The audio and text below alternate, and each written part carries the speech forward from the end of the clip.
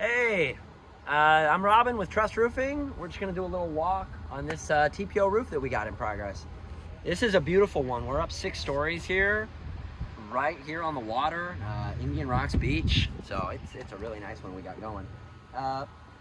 This is about 18,000 square feet. So this is a condo. It's 5 stories up, lots of units, right? So a really nice condo out. This is a drain here.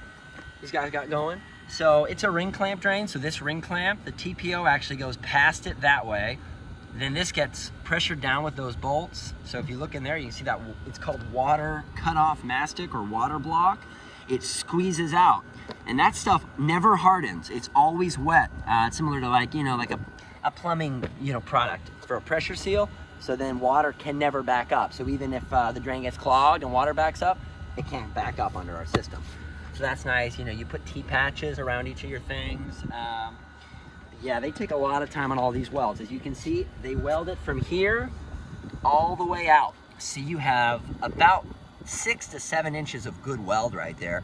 And then they double check that final area to make sure it's good. And as long as all those welds are good, your roof isn't gonna have any leaks. So these here are pretty simple boxes, wrapped around, corner flashing, and then this comes back down and they're gonna go ahead and put screws in these. But these are in good condition, so we were able to reuse those for them, save them a little bit. They were able to remove some of these, but these are for chimneys, so some of the owners wanted to keep them, so they're a little old and rusted, but they don't want to replace them because they're thinking of getting rid of them. But yeah, so this piece is the target. They call this the target. It goes up, and this piece of tan actually in itself goes up that flashing a little bit.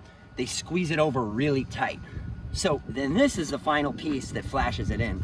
But even if water gets in that, the tan goes up it. So it's a really good system. You basically have a double seal right there. And again, yeah, we went with tan supported material, and the customer was fine with us using white, same manufacturer, so they weld correctly together. But that way they were able to get this job done now because we were able to get tan right away and able to get white on the details material. Yeah, it's coming along really nice. And these guys are gonna have a good system, about 15 to 20 years they'll have this system for. Okay, so here we got a lot of detail in this area. This is up against this wall. This is actually the roof access hatch. So these are the screws in place. This is actually what holds the TPO down.